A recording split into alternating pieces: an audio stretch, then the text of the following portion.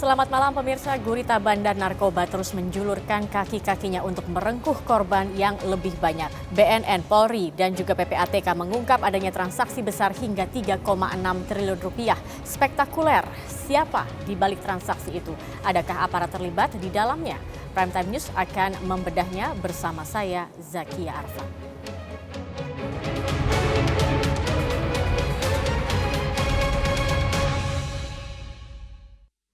Pemirsa, mega transaksi narkoba berhasil dikuak oleh PPATK dan BNN. PPATK menemukan dana mencurigakan sebesar 3,6 triliun rupiah yang diantaranya 2,8 triliun telah teridentifikasi merupakan hasil transaksi gembong narkoba Poni Chandra. Transaksi narkoba di Indonesia yang berjaringan ke sindikat di luar negeri ternyata bukan hisapan jempol. Baru-baru saja PPATK merilis adanya dana mencurigakan sebesar 3,6 triliun rupiah yang diduga hasil transaksi narkoba.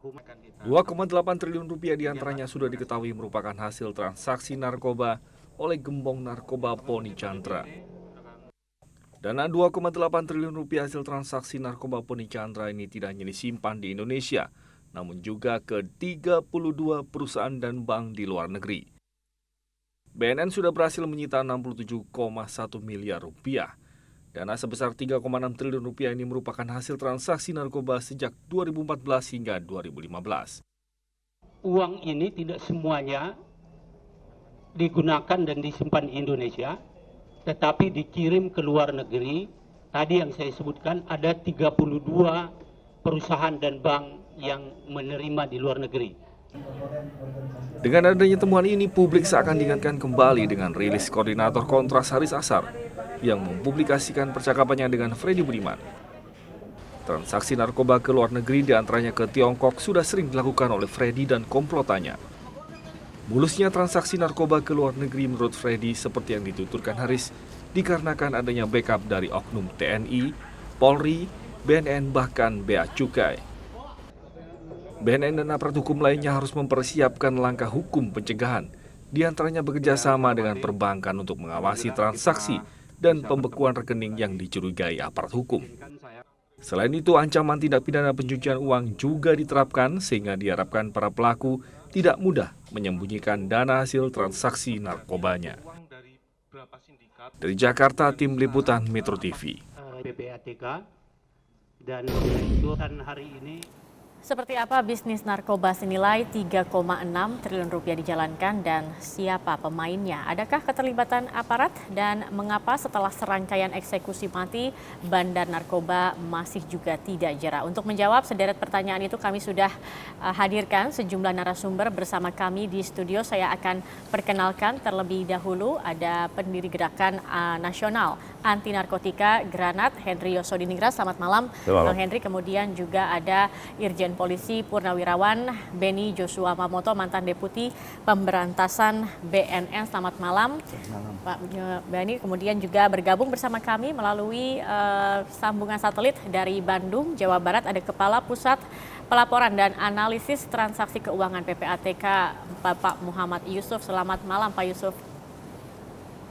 Malam Mbak Zakia, malam Bang Henry, malam Pak Beni. Malam Pak Yusuf.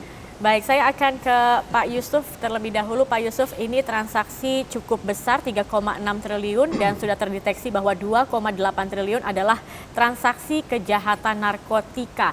Kalau Anda melihat seperti apa sih Pak untuk pola transaksi narkoba? Terima kasih. Pertama yang perlu saya tegaskan bahwa kita menemukan jumlah X triliun. Dari X triliun itu 3,6 yang dikirim ke luar negeri. Ini adalah trigger kita mengetahui ada sesuatu yang tidak beres karena ada oknum dalam 1 tahun, hampir 2 tahun kurang sedikit, dia mengirim uang itu sekitar 5.400 kali ke luar negeri. Dan ternyata kita cek bahwa invoice digunakan invoice fiktif.